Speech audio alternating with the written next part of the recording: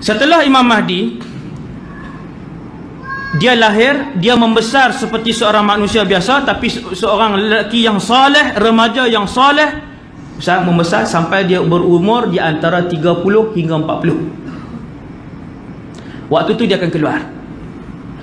Ini yang keberapa tu? Dia akan keluar mengisytiharkan dirinya ketika mana dia berusia di antara 30 hingga 40 tahun. Waktu tu dia akan keluar daripada Madinah. Kemudian dia pergi ke Mekah. Nabi kata dalam satu hadis yang riwayat Imam Hakim, sanad dia sahih, hadis Abu Sa'id Al-Khudri, umat aku di akhir zaman mereka akan diuji oleh Allah dengan bala syadid, bala'un syadidun min sultanihim. Umat aku di akhir zaman mereka akan diuji dengan ujian yang sangat berat daripada pemerintah mereka. Pemerintah buat panggil habis-habisan, peras ugut rakyat, susahkan rakyat, penjarakan rakyat. Kita akan tengok pemimpin-pemimpin Islam zalim kebanyakannya. Pemimpin Islam bukan zalim yang biasa, zalim yang paling akhir tahap dia. Sehinggalah kata Nabi, hatta tadhiqal ardu anhum, sehinggalah orang Islam jadi sempit, susah. Fayab'athullahu rajulan min ummati, ketika itu Allah akan hantar seorang. Ni hak kita tengok ni baru duk bunga-bunga dia. Hak kita tengok orang Islam satu dunia, ke semua negara Islam ditadbir oleh pemimpin-pemimpin yang zalim. Ini bunga-bunga dia.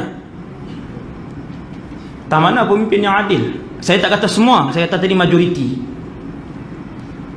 Nabi kata dia akan habis di mana? Dia akan habis keadaan ni sampai kepada satu keadaan ke semua pemimpin jadi sangat zalim. Waktu tu umat Islam dah tak boleh dah nak hidup, tak boleh dah nak mengamalkan Islam. Dunia ni jadi sempit, syariah tak boleh nak diamalkan, Islam ibadah tak boleh nak dilakukan. Waktu itu Allah akan hantar satu orang keturunanku, kata Nabi. Memang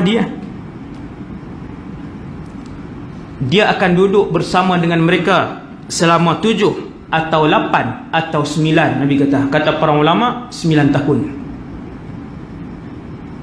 9 tahun tu ulama khilaf pula, adakah waktu keseluruhan dia duduk ataupun itu tempoh kegemilangan. Kita sebutkan. Okey, kemudian Imam Mahdi dia pun keluar daripada bumi Madinah, kemudian dia ke Mekah. Saya cepatkan. Bila dia sampai di Mekah, para ulama yang ketika itu duduk di Mekah, mereka mencari-cari mana pemimpin yang disebutkan oleh Rasulullah yang nak kembalikan umat Islam, yang nak kembali menjalankan arahan Allah, syariat Allah. Cari. Bukankah telah tiba masanya lelaki ini dikeluarkan oleh Allah? Ini semua ulama-ulama yang memiliki hati-hati yang bersih, firasat-firasat yang tinggi. Waktu itu semua duk fikir. Kerana ketika itu Imam Mahdi telah pun dewasa dan telah pun bersedia untuk keluar. Maksudnya dari segi umur, kekuatan dan sebagainya, soleh dia. Maka ulama-ulama ni cari, akhirnya jumpa dia. Seolah-olah kamu ada sifat Al-Mahdi.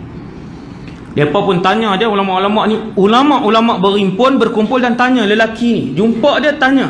Dan betul dia Mahdi. Dan dia tak mau terima jawatan tu. Ni sifat dia, bukan bagi-bagi tu. Terima kasih. Nak bocak di mana tau. Jawatan kuasa dah.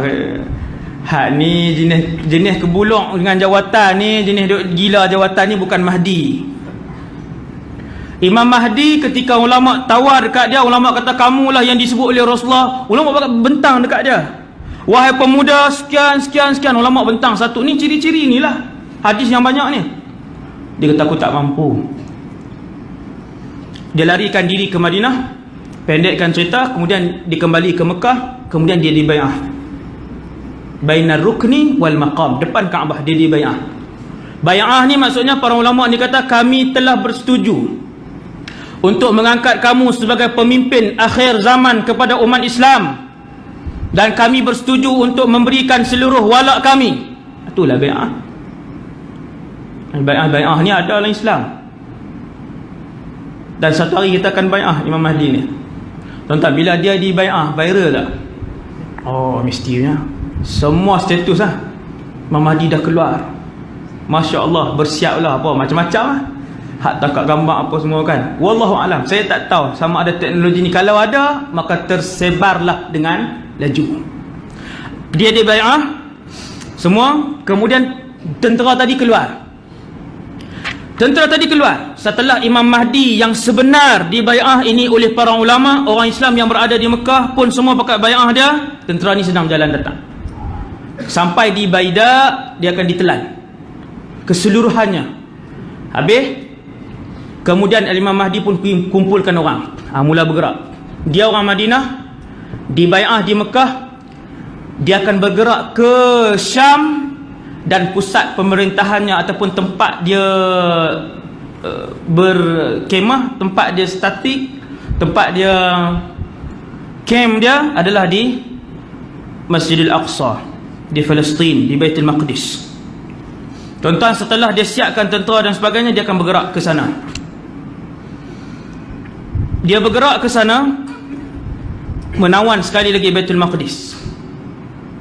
Sebelum menawan Baitul Maqdis, dia berperang dulu dengan saki-baki tentera As-Sufyani. Sufyani tadi tentera mereka keluar sebahagiannya, yang lain semua ada di situ. Tentera mana saya tak tahu. Cuma Nabi sebut jelas di Syria. Jadi Al-Imam Mahdi bawa para tentera ni.